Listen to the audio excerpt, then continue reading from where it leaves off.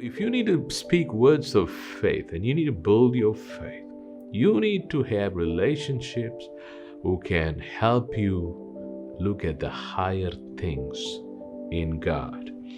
In other words, to look beyond your own, comfort zone, who can challenge you for greater levels of vision, greater levels of faith. In Esther chapter 4, verse 14.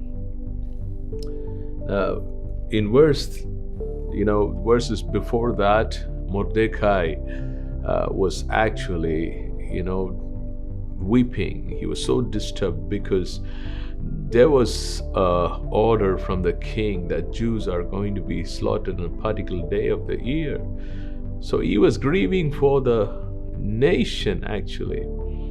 And Esther tried to send some dresses, some garments to Mordecai and say that, please, don't be in the ashes, keep yourself calm, be in your comfort zone.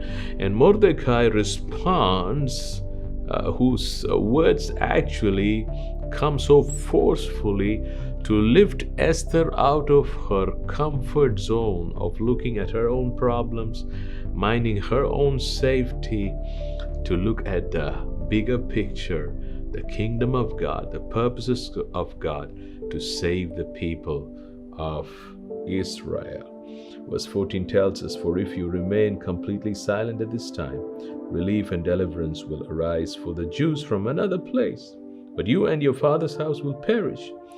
Yet who knows whether you have come to the kingdom for such a time as this?" Mordecai and Esther is another beautiful team of faith partnership. Mordecai challenges Esther and tells, in fact, the very purpose you've been made into a queen from being a slave girl is that you can stand up at this moment and do something that the children of Israel can be saved. He was trying to lift her perspective to see the higher things of God, higher purposes of God. And what happened? As a consequence, the words of Esther, the speech of Esther, the conviction of Esther changes.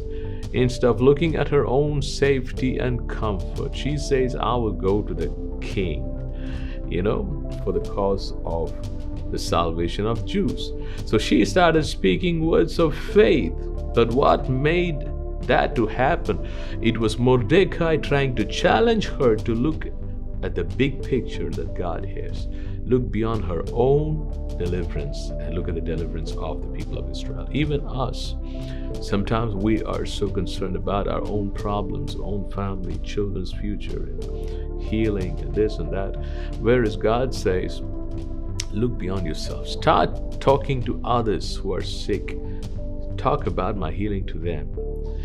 Talk to others who are having family issues about my peace.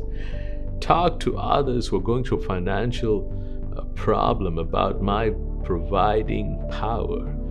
And as you begin to operate in those words of faith to others, not only they're going to be set free, but it's going to come back to you. Your faith is going to be built, because what you're going to speak to them on healing is going to bring your healing.